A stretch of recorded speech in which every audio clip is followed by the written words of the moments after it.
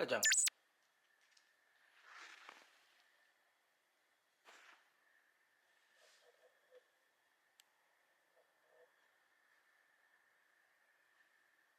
かちゃん。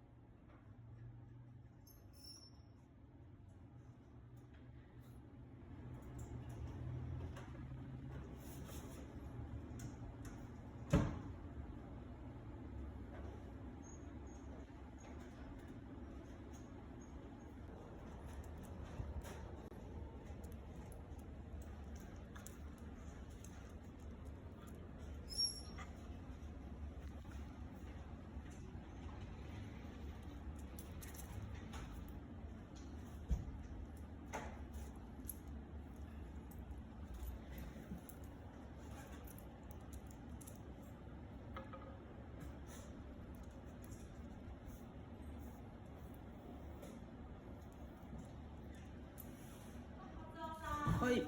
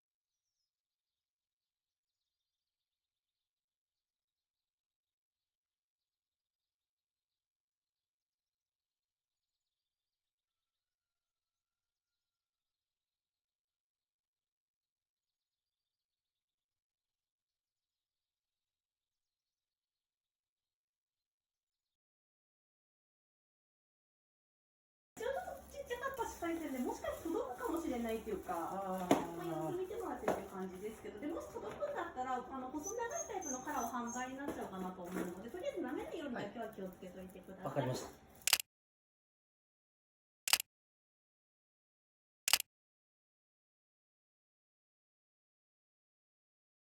元気。吉田正尚選手は実際に自身がメジャーリーグを経験して、大谷選手の凄さを感じたといいます。ゆっくりしててね、最後。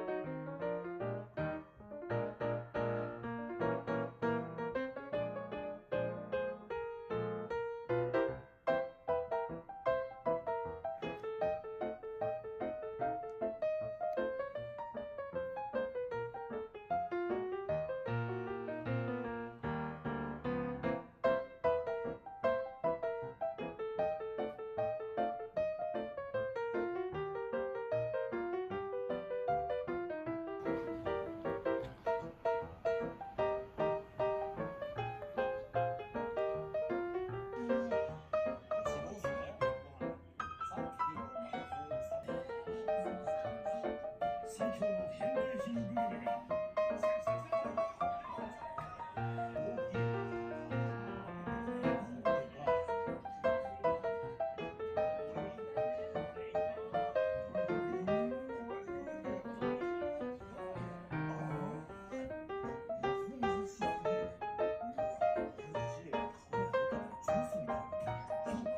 ちら絶賛の走り5つ